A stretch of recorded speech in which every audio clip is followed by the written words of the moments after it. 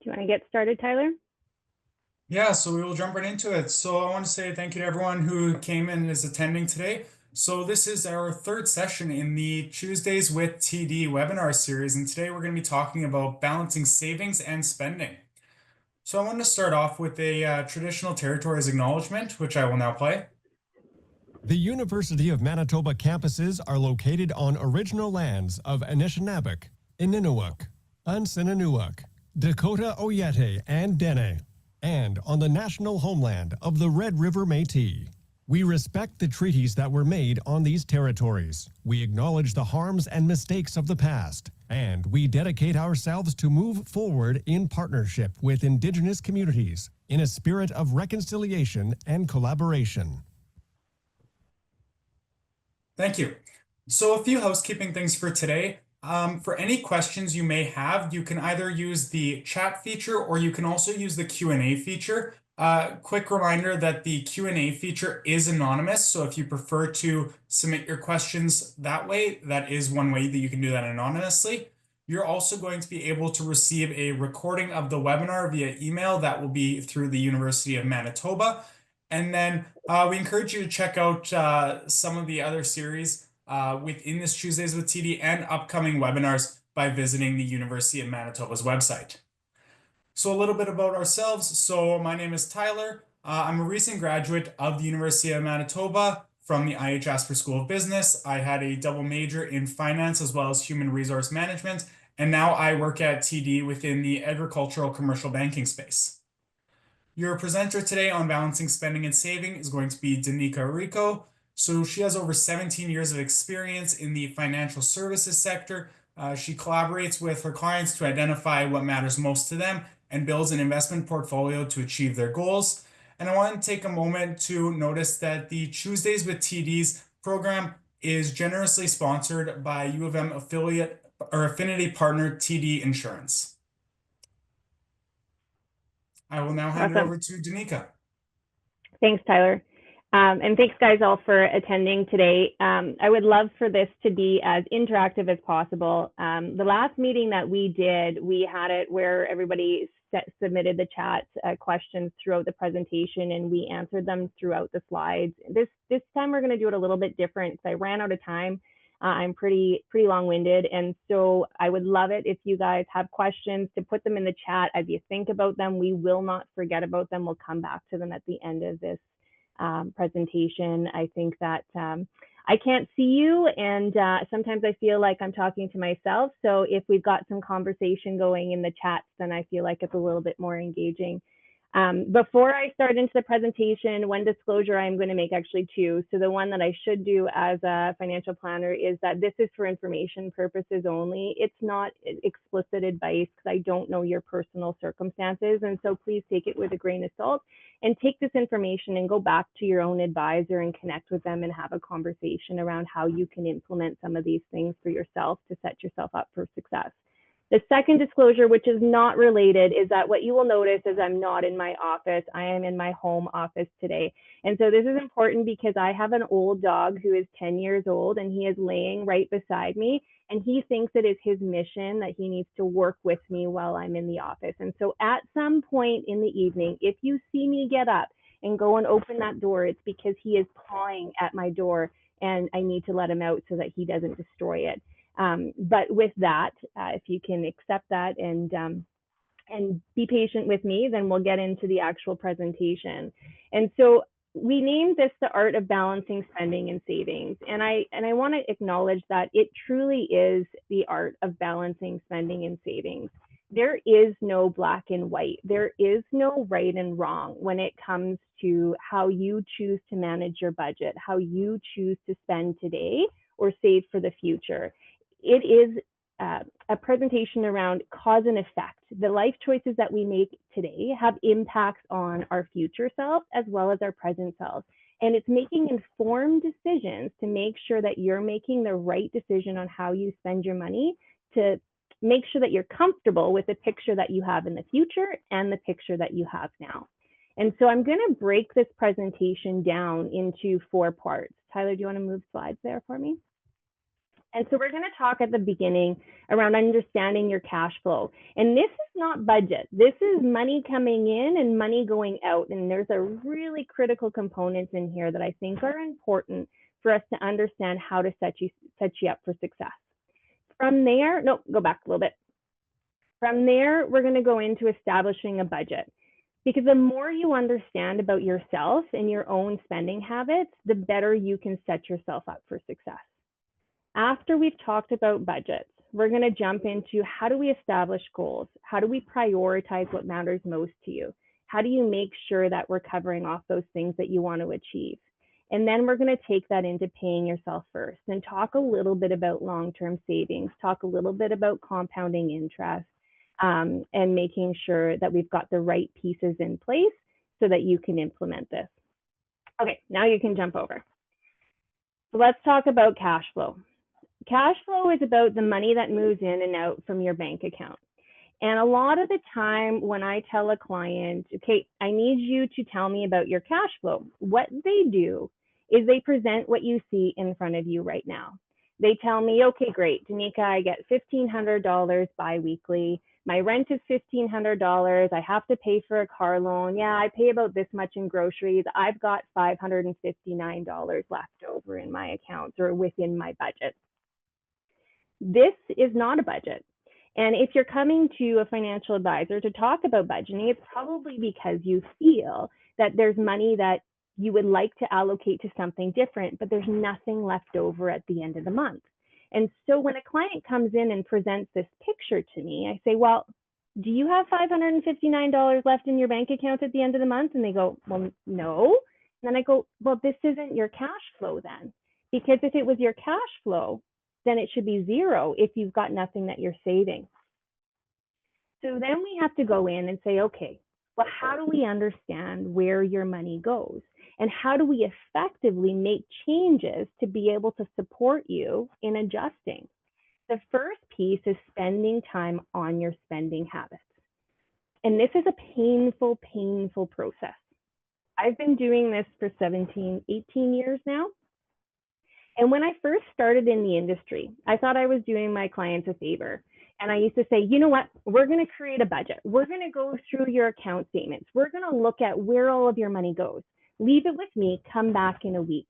And so I would sit down and I would spend hours going through their bank statements, itemizing, categorizing, coming up with a picture, and I would present it next week. And I would say, all right, guess what? This is where your money is going.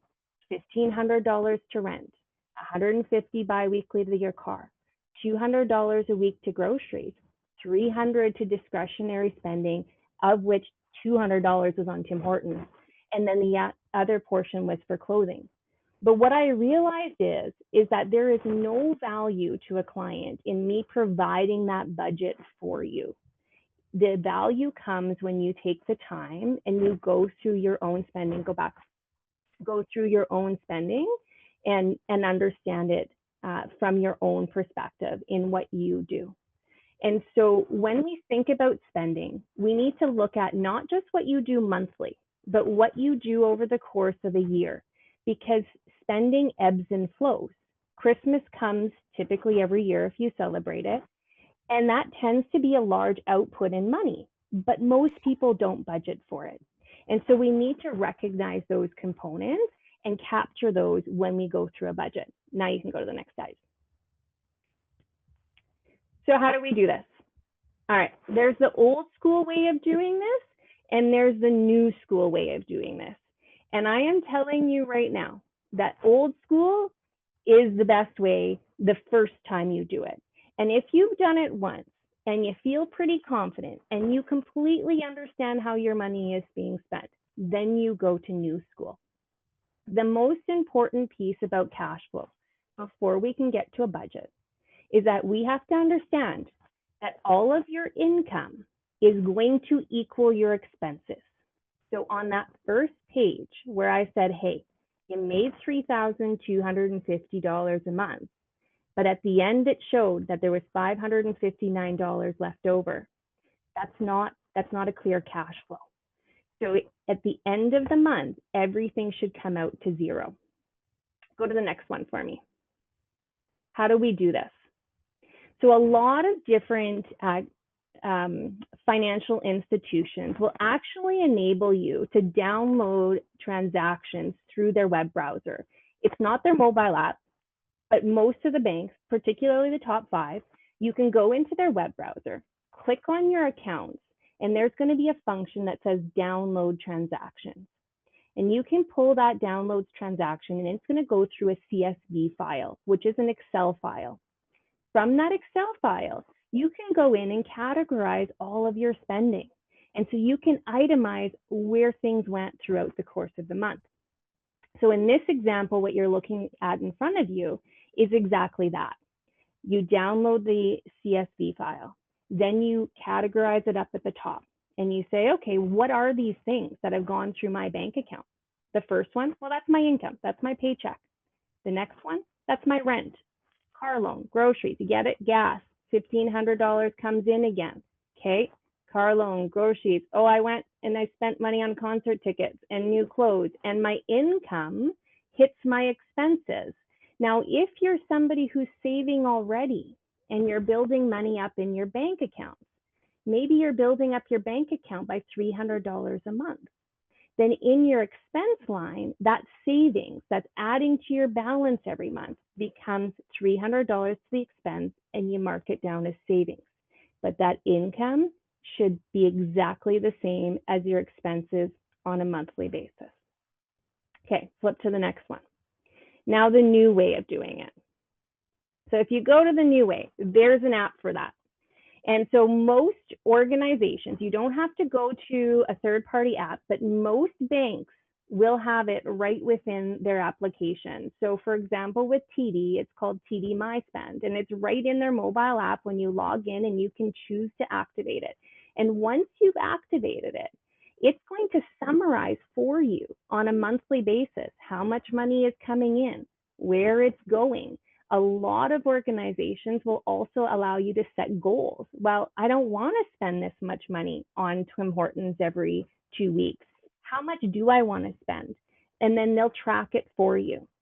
Why I say don't go here first is that if you don't do the first activity and you don't itemize your bank account, you don't get the opportunity to have the aha moment of where your money goes. And a lot of the time, people spend money on things that they don't even think about. Starbucks is $10 a cup these days. And so if you go to Starbucks more than once a week, you're spending more than $40 a month on that cup of coffee. And we don't realize it until we itemize it. And so going through it at least once and itemizing your transactions gives you that realization of where your money goes, and actually triggers a part in our brain that says, oh, I need to make an adjustment because I'm not happy with how that's happening. Now, if you're part of the boat where you save a lot of money and you don't spend a lot of money, this isn't going to be as big of a pain point for you. And you might be able to just jump to the app. But if you're finding that you want to save for things that you just can't right now, doing the old school method is going to be bar none the best way for you to help get to the next step where you can start saving for things. Okay, so we go to the next one. So now we've gone through our bank accounts and we understand where our money is going. Once we get our cash flow statement, money in equals money out, we can start building a budget. If we try to build a budget before we understand that, you're never going to be able to achieve it. So the first thing now when we look at a budget is understanding the 3 different types of budget expenses you have. So fixed expenses are hard to adjust, not impossible, but a little bit more challenging for you. So these are things like rent. You'd have to find a new place to live. You'd have to move. Car loan. You'd have to maybe sell your car, downgrade, take a bus. Student loans. Variable expenses fluctuate every month, but they're still essentials. Gas, grocery, car repairs, those kinds of things. And then discretionary expenses. So discretionary expenses is anything that's non-essential. They are the easiest ones for us to manage and tweak. But a lot of people will start by cutting out all of their discretionary. And so if they want to save money and they're having a hard time, they will decide, okay, you know what? I'm going to cut out everything that's extra. No more Starbucks, no more new clothes, no more dates out with my friends. And what ends up happening is, much like a crash diet, you can do it for a little time, but it is so uncomfortable and you're probably so miserable at the end that you end up going on a shopping spree. You blow the budget because why not? I'm worth it. And so it's important for us to look at all of the different areas where we spend and tweak in small increments to make sure that it's achievable. Reducing something by $10 a month and then slowly reducing it over time to get to the number that you feel comfortable with is a better way at maintaining your spending than if you cut it all at once. Okay, go to the next one. So let's look at our budget. So now we've got on the left-hand side our cash flow, where our money is going today. So we've got our $3,000 of income coming in, our current spending, that $500 that's in discretionary. Now we create a budget. So we add in another line item and we say, well, what is it that we want to tweak?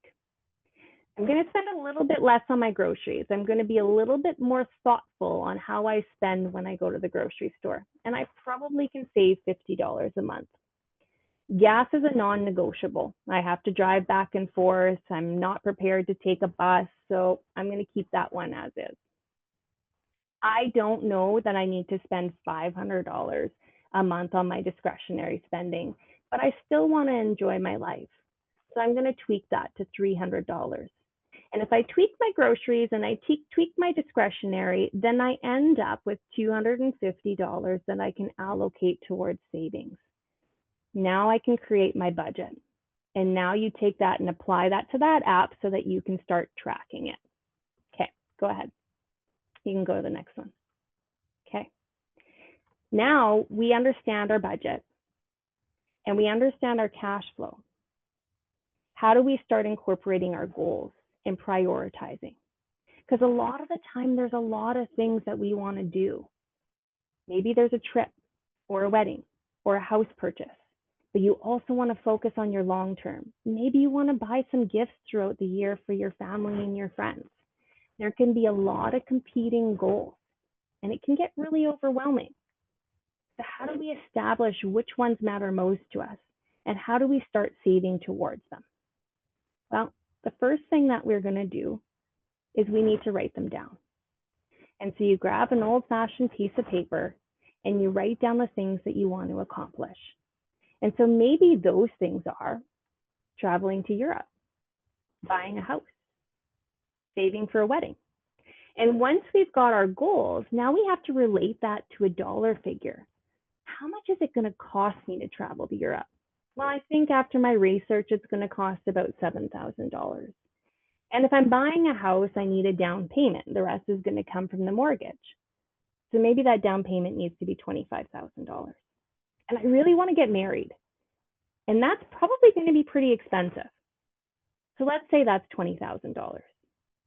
Now we've got our goals and we've got how much they're going to cost. Now we need to figure out, okay, well, when do we want to do it by? Well, the trip to Europe, I think I want to do that in 2027. And buying a house, maybe 2028. Saving for a wedding, I want to do that in 27 too. I'm not getting any younger. But now I need to decide which ones matter most to me. So we need to prioritize them. Well, if I had to choose between the three, I think buying the house, because I'm a financial planner, buying the asset is probably the best bet for me. So I'm going to go with buying a house first.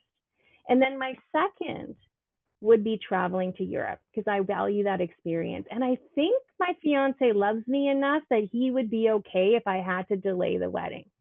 So you prioritize your goals. Great. Now we've got them prioritized. What you haven't considered is two other factors that are really important. And we tend to brush aside because we're focused on the things that matter to us, the things that we want to do in the next couple of years. And the first thing is a short-term emergency fund. This is really important. And typically we say you want to have about 3 to 6 months of income saved. And I'm going to asterisk that a little bit because it's not 3 to 6 months of income, it's 3 to 6 months of spending.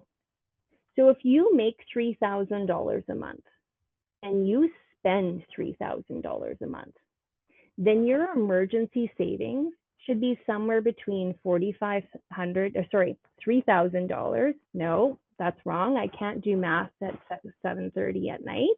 $9,000 to $18,000, which feels like a lot.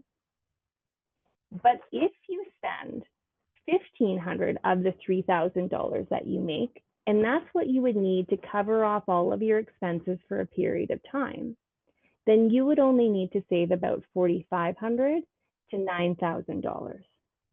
Now you're probably thinking, Danica, that's an atrocious number, and I still have all of these other goals that I want to save for. So why am I putting money towards an emergency savings when I want to save for buying a house and I want to save for traveling? The reason is that there are things that we cannot prepare for, and they are going to show up, and they always show up.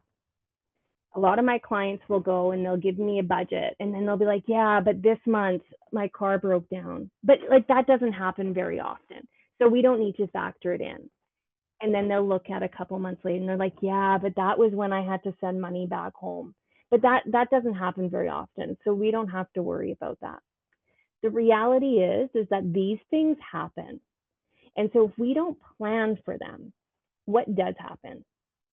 Well, either you're going to take the money out of the travel budget and the home purchase anyways, or you're going to go into debt. And if we go into debt, we're going to be paying the bank money and interest, which isn't so great. And now we need to figure out another level of our budget and our cash flow to pay that debt back. So that's a component. And then there's another piece that we can't factor in, and that's a potential job loss in the future, or maybe an unexpected health issue which takes you away from work. And these things are real and they happen. And so the more that we focus on an emergency savings, it enables us to know that if that job is gone, we've got enough money there to cover your expenses while you find the right job.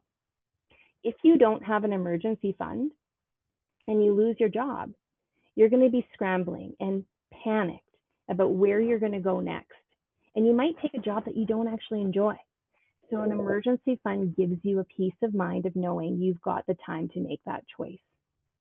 On the other side, if you're not healthy and you need to take care of your health, if you've got an emergency fund, well, you can take the time off work to make sure that you're looked after versus rushing back prematurely and then maybe implicating or hurting your health in the long run.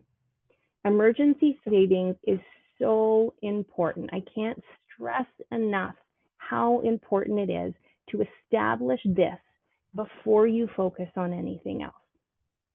Okay, so that's our short-term fund. Now, the other thing we haven't thought about is our long-term funds. Because the reality is, at some point, you might be early on in your career, but at some point, you might want to pivot and you might want to change your focus. And that might be the word retirement. And I'm a little bit reluctant to use it. I think the preferred language would be freedom of choice. Freedom to choose what you do in the future. Freedom to decide if you want to take off a year or two and travel. Freedom to decide if you want to reduce work to part-time at 45 years old because you've saved enough money to do so. The sooner we save for our long-term savings, the less you're going to need to save towards it. And I want to show you a couple of pictures because I really want this to hit home for you too. And before I do this, I'm going to share a story with you that I think is really cute. So I have two boys at home. They're 10 and 12. And they get birthday money and they get Christmas money. Now, I'm not a good parent. I don't give them an allowance. They do chores, but I feel like they need to do those chores and they don't need to get paid for them. So these poor kids rely purely on birthday and Christmas money to buy the things that they want. And so they get the money and they put it in their piggy bank. And after they put it in their piggy bank, they decide that they want to go to Toys R Us and they buy a toy. And so after about a year or so, I was getting kind of frustrated because they would go and they would get money and they would spend money. They would get money and they would spend money. And I was like, you guys, this is terrible. You're going to use it for 3 months. You're going to throw it away. So I sat down with them and I said, all right, I'm going to show you a picture.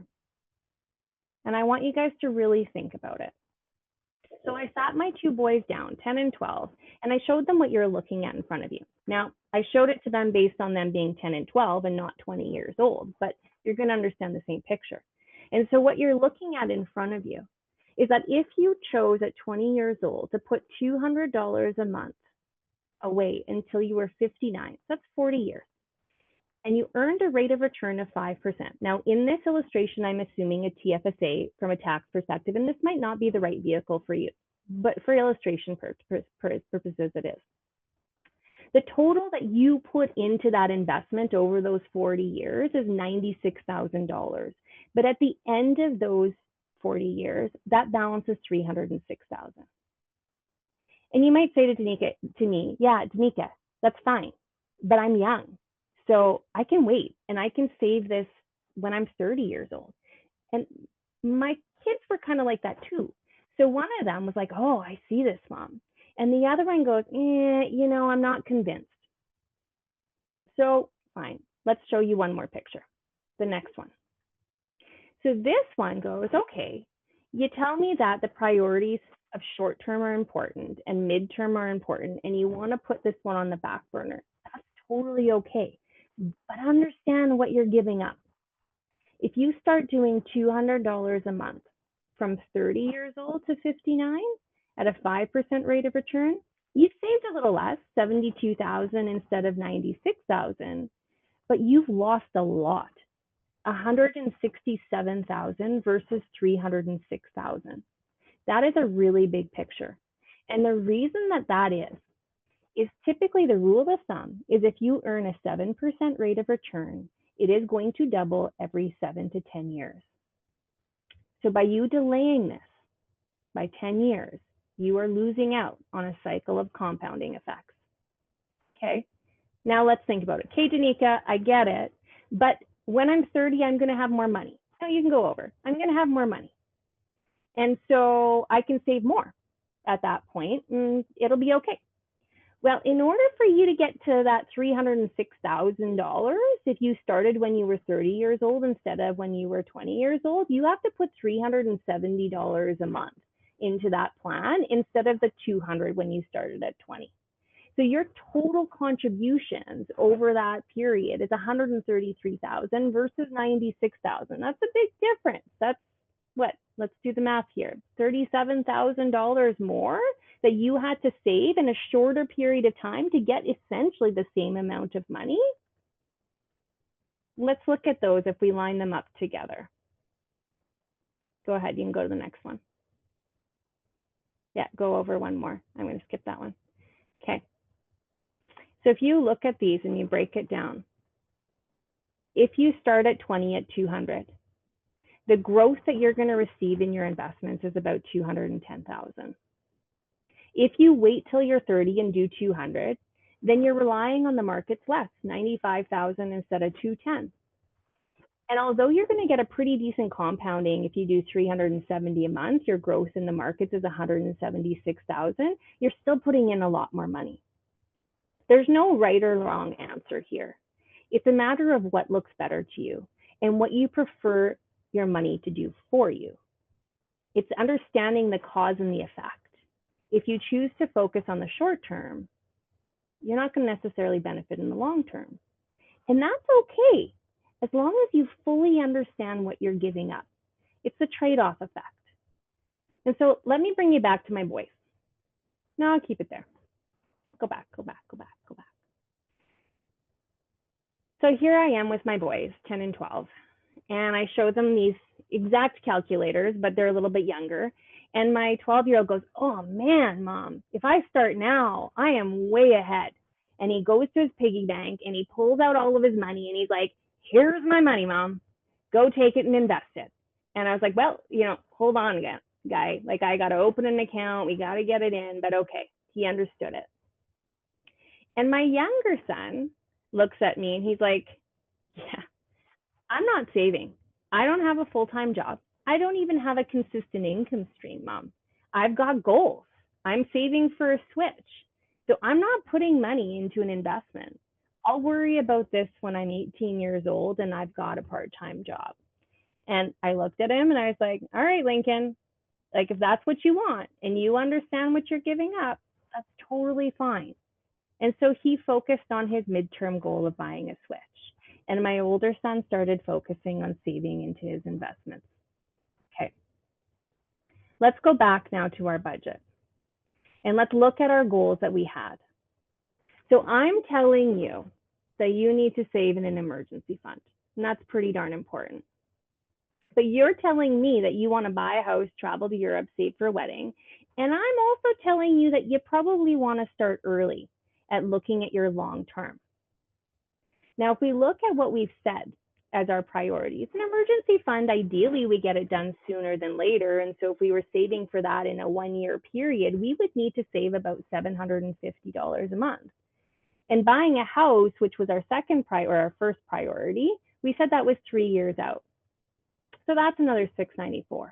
You get the picture. Traveling to Europe, that's another $292. Saving for our wedding. We haven't even factored in that long-term savings, and already our goals are telling us that we need to save $2,569 a month. But we only have $250 to save. And this is the reality. We are typically not going to be able to achieve everything that we want in the time frame that we want it in. We have a finite amount of money and a finite ability to earn it. And so what are the things that we have to do? Well, the first thing we could consider is, do we extend out our goal date? If it's not achievable to save $2,569 a month, can we pump that out? Could we say that instead of saving for 2028 to buy that house, could it be 2030 or 2034? Or could we reduce the goal? Could we buy a smaller house, spend less on our wedding? What are you willing to give up? Is it potential that you could find an alternative income stream to increase your savings capacity? Maybe that's a part-time job. Maybe it's working a little bit of overtime. Or can you go back to that budget? And is there something that you could reduce to increase your savings capacity? And are you comfortable with making that as a choice based on what matters most to you? If you choose to do none of those, then what you've essentially opted to do is make the choice that your current lifestyle is what you want to focus on. And that's okay, because that's what you want. And you could do the $250 a month. But again, it's about being realistic about what it is that you're giving up in the future and being okay with that, with what you're doing in the present. Okay, go to the next one. When we think about paying yourself first, so I'm talking about all of these different goals and I'm talking about savings. A lot of the time, people put savings as the last thing that they have to do. So they go, okay, well, I've got to pay for rent and I've got to do my food and my gas and I have to hang out with my friends. And if there's some money left over at the end of the month, I will put that into my savings. But that money never comes, or maybe it does, but it's not nearly as much as you want. If you commit to yourself, to paying yourself first, and what this means is setting up a systematic savings from your bank account every payday to a different account, be it a savings, a TFSA, an RSP, first home savings account, whatever it is that you choose. If you put it at the beginning and pay it over, you are much more likely to achieve that goal than if you wait till the end. And it becomes much like that car loan that you have, where you set it up and consistently make those payments over time. Okay. So next piece. And I ran through this way quicker than I anticipated, by the way. So we have a lot more time for questions today than we typically do. And so I'm throwing that responsibility to the 24 attendees that I see here, that there's gotta be some questions because we've got lots of time to talk about it through this. Your key priorities here is understanding how you spend your money. Take the time to get to know yourself and your habits and be honest with yourself. Go through 3 months. Ideally, go through 12 months and understand all of those dollars that run through your account and where they go to. The more honest you are and the more detail oriented you are in that part, the easier everything else is. Establish your budget. Understand where you spend, understand where you want to tweak. Figure out your goals, itemize those goals. Pick the amount, the time that you want to achieve it in, and how much we need, and set up a saving strategy. Pay yourself first so that you make sure that you're taking care of yourself. Okay, next one. I think this is the questions, and I think I've got a Q&A in here, so I'm really excited. One is a start. I need some more. Okay, great question. And you're not alone in that. There is a lot of people that feel like they've got too much debt and they want to pay it off. How do you balance the saving, spending, and your debt payments is the question. And the answer is, first, I'm going to say it depends because every circumstance is different. But you need to understand, one, how quickly you want to pay it off.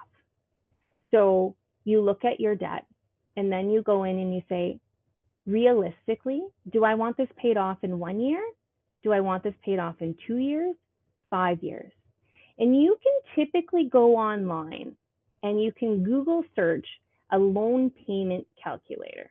So it might be on a credit card, or it might be on a loan or a line of credit. And you can put into there what your current interest rate is that you have and how long you want to pay it off, and it's going to tell you a payment.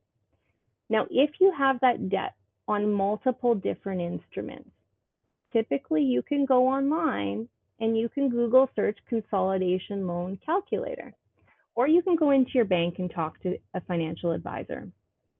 And if you go to a consolidation loan calculator, typically what it's going to do is it's going to go in and it's going to show you, okay, how much is each loan, what is the interest rate, what is your payment, and how long do you want to take to pay it off?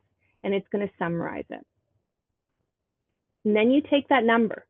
So if you want to pay this off in 5 years and the payment is $200 a month, you're going to go back to your budget.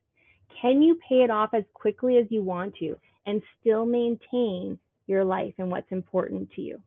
And if the answer is no, then you go back and you say, okay, am I willing to compromise? Do I extend it out and pay it off over a longer period of time? Do I pick up some overtime so that I can put more money towards it? Understanding how much you need in order to pay it off is really important.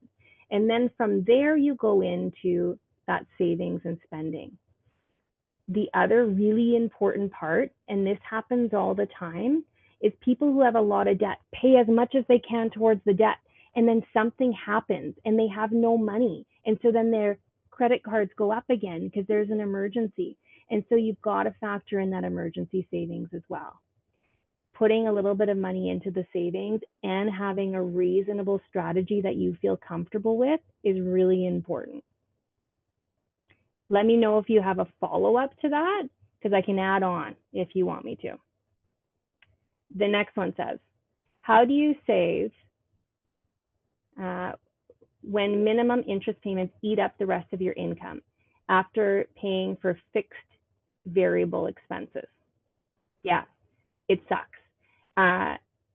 Minimum interest payments are hard, particularly when they're on credit cards, because your interest is typically somewhere between 15 if you're lucky to 25% if you're not.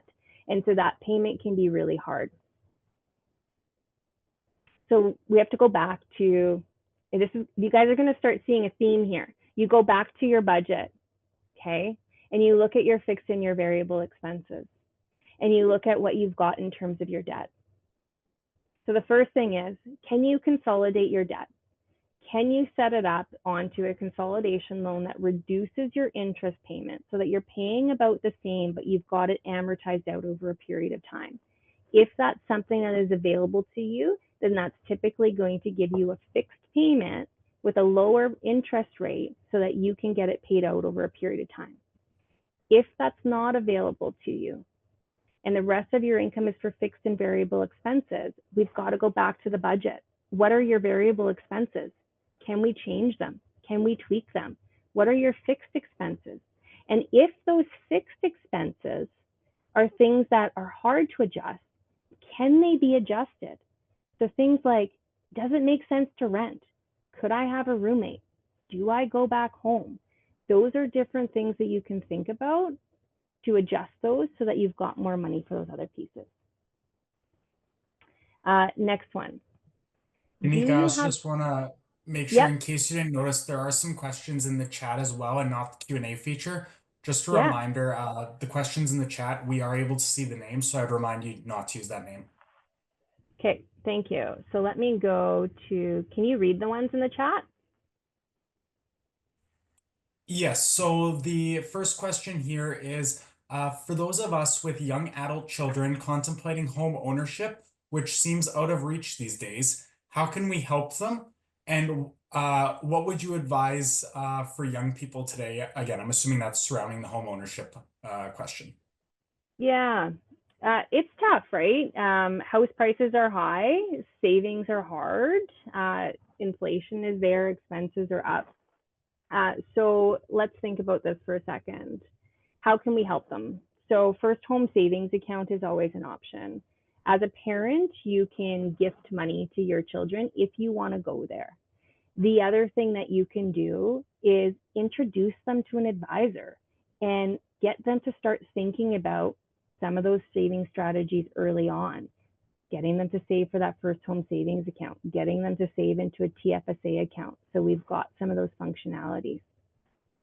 When I think about advising young people today, and I reflect on my own life and I reflect on how hard it is when you're living, like let's say renting versus staying at home with my parents, my advice for a lot of young people is stay home as long as you can. And if you've left home, like knock on the door if it's not a bad situation and see if they're willing to invite you back in. Because if you stay at home until you've saved enough money for that down payment, it is going to be so much easier for you to save for those goals if you don't have that full rent expense on your shoulders than if you do. And if that is not an option, are you willing to rent something where you can have roommates and so that your cost of housing is down? And if your cost of housing is down, then you can take that extra money you would have been paying towards rent and put it towards savings so that you can buy your own house in the future. But that cost of living is really, really tough. And so if you can keep that price point down for as long as you can, that's my advice to a lot of people. What's the next one? That's a great answer. We'll go back to the Q&A. So the next question in there was, do you have tips on how to not beat yourself up for when you do go over that budget you've created? Yeah, for sure. Be kind to yourself. That's like the top one. It's about recognizing that we're human and things happen. And so, give yourself grace. If you didn't make your budget this month, that's okay. Let it go. And when you do make your budget, treat yourself and celebrate yourself and give yourself a pat on the back, because you're going to go up and you're going to go down and it's not a straight line. Where I would be mindful of is that if you keep not hitting that budget over 3 months or 6 months, then there's something wrong with the budget. And so you've got to go back to it and say, be honest with yourself and say, you know what, Danica, this isn't working.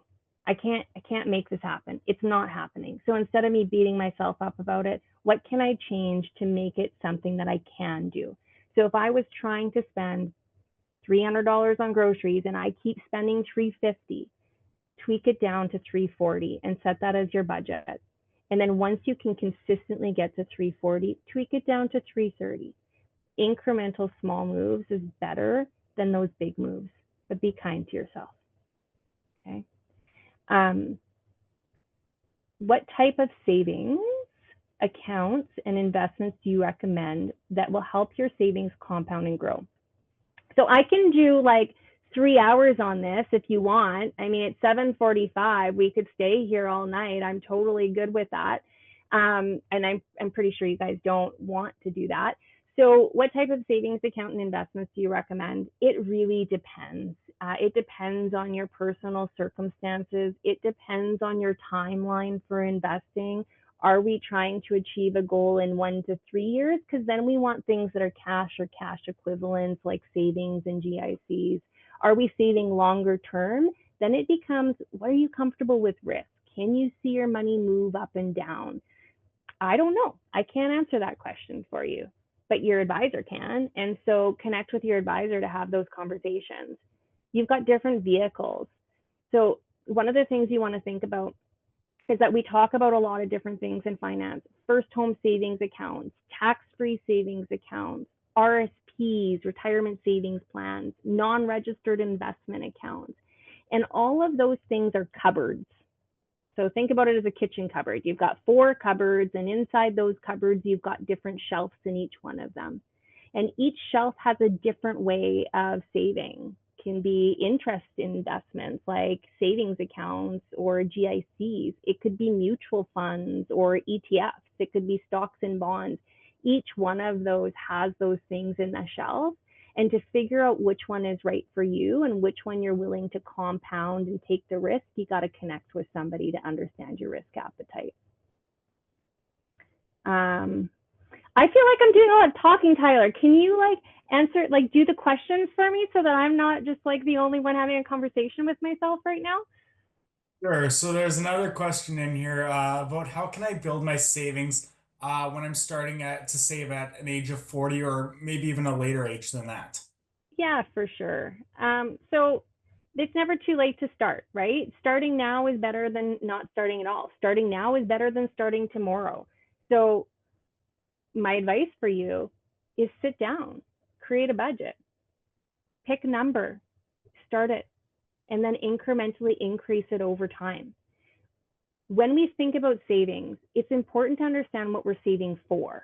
Are we saving for retirement? Are there things that are coming up in the short term?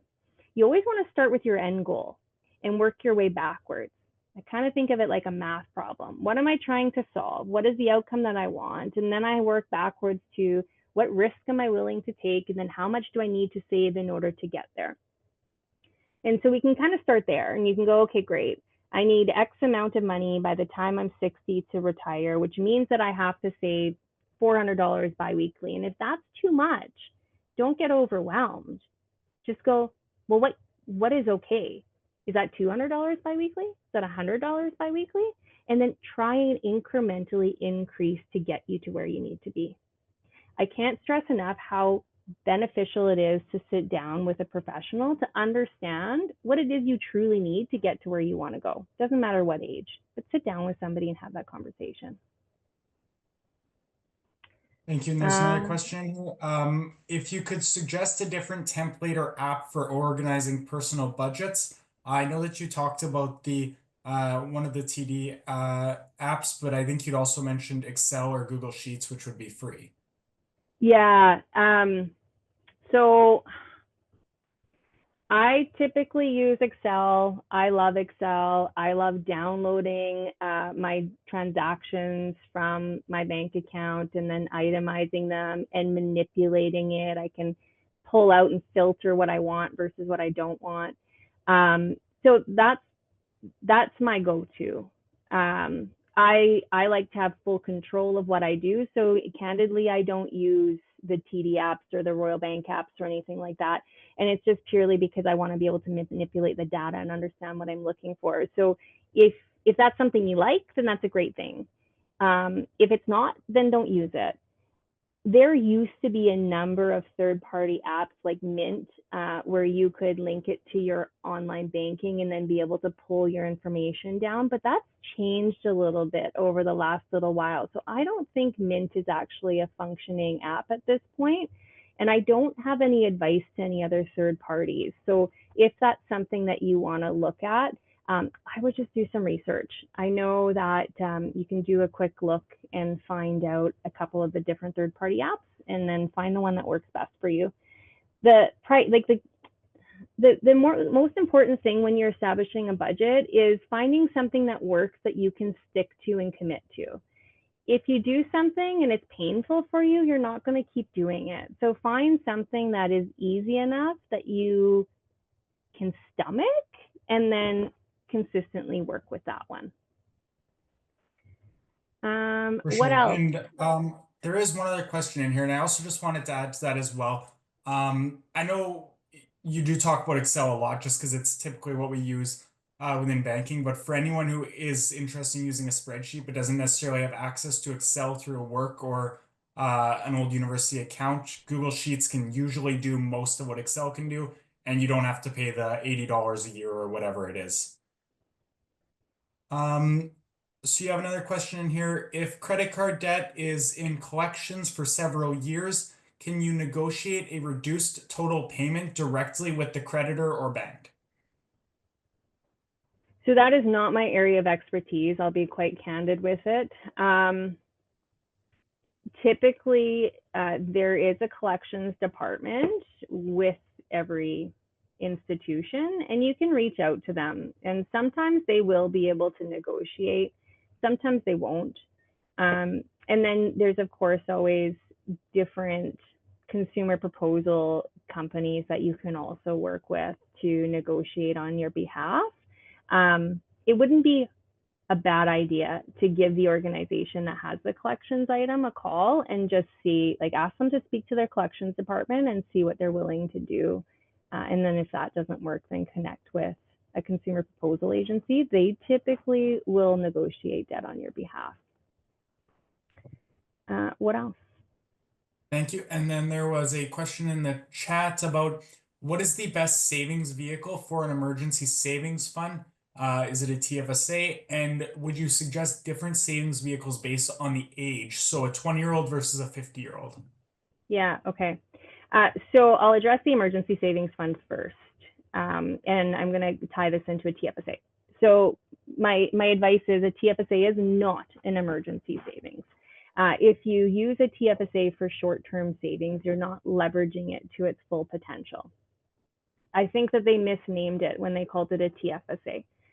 When we think about TFSA, and a lot of the time I was driving home the other day and I heard an ad on the radio from a credit union saying, open your TFSA today to start saving for your rainy day fund. And I was like, oh man, that's not really great. And the reason I say it's not great is that a TFSA is an amazing vehicle where you put your money in, and let's say you put in $10,000 and you invest it and you compound that. So let's say you pick a stock or you pick a mutual fund and it grows to $20,000.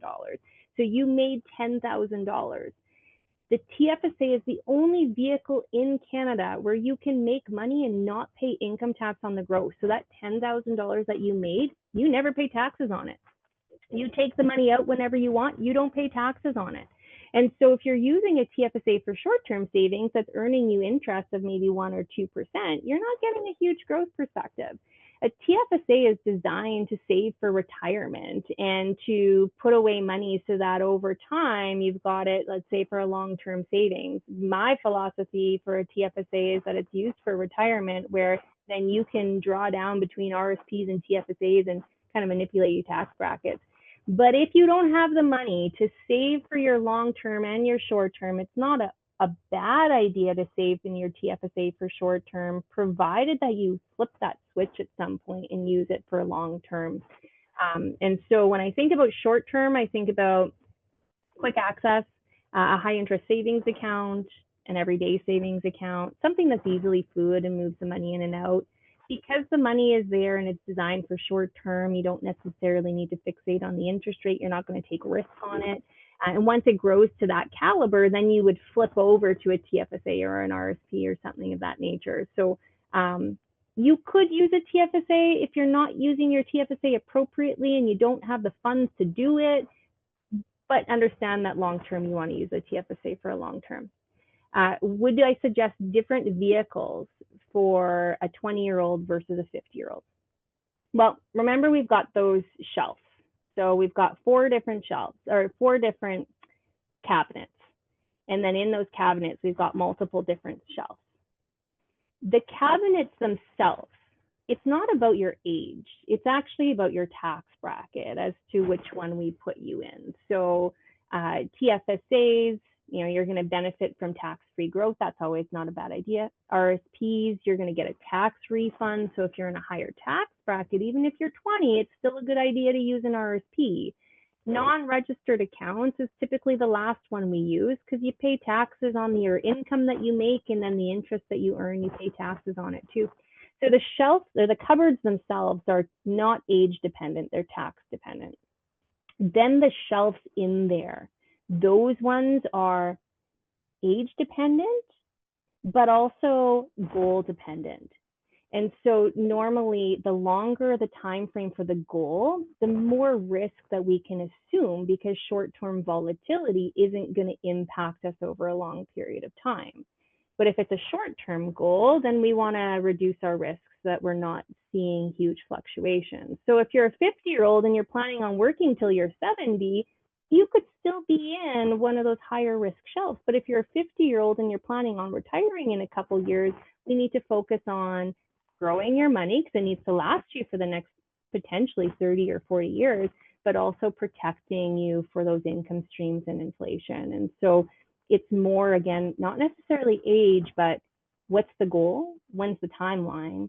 What's your personal risk tolerance? And then we'll put the money on that particular shelf based on that. Okay, and there's one more question here. Yeah. How much, or sorry, what in your opinion should be the minimum savings per month if somebody is working on minimum wage? Oh, it's so hard, right? Because everybody's situation is unique. You could be working on minimum wage and have 2 dependents, and that's going to be a different picture than if you're working minimum wage and you've got no dependents, or you're working minimum wage and you have a spouse who's also making money. So you want to go back to your own personal life, and there is no minimum, there is no maximum. It's about understanding what you have the capacity to do with your current income, what you want it to achieve, and is there a potential for you to increase income over the next couple of years?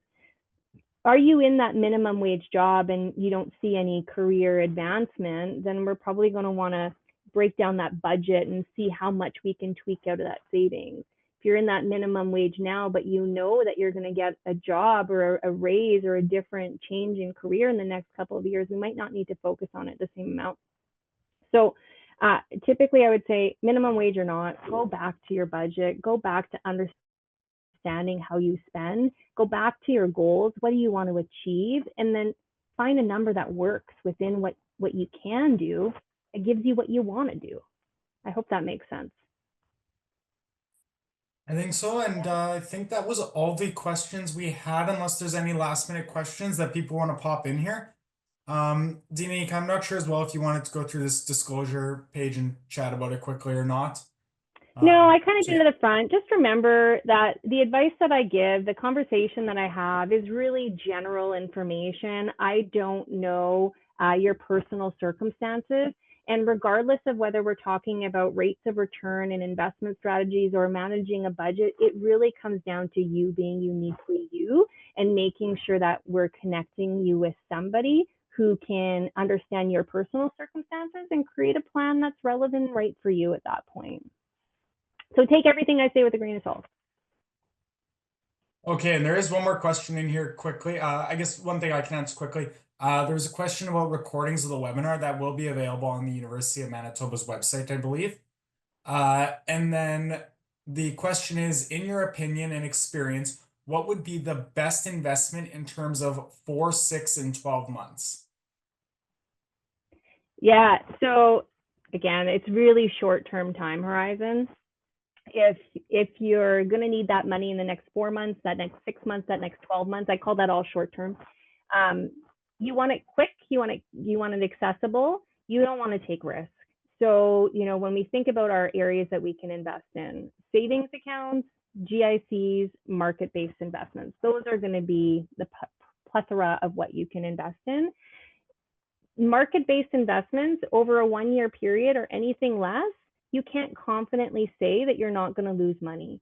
And so if you opt to invest in something that's market-based, there is a good chance that when you need that money in 4, 6, or 12 months, it might not fully be there. And so if you're willing to take that risk, you could potentially do it. But typically 4 to 6 to 12 months, you want it either in a cash savings account or a short-term GIC, which is a guaranteed income product that's locked in for a period of time that will earn you a little bit more in interest. And so you want to go with one of those to make sure that when you need that money, it's there for you. Perfect. And I just wanted to kind of close that off with saying that for anyone who wants to look in the chat, Chris did wonderfully provide the YouTube link to the University of Manitoba's YouTube channel. So currently, obviously, it's not up there because we're talking right now, but once we're done, it will be posted up there in the coming days. So And I think with that, we will wrap it up. Sorry, Danica? Yeah. What I was going to say, thank you guys very much for making this engaging and having questions. I really appreciate it. It makes this a much more fun experience than me just talking to my computer and Tyler's face up. Awesome. Well, thanks, guys. I hope you have a wonderful evening. And again, thanks for spending an hour with us today. And I hope that there was some value in the information we gave today.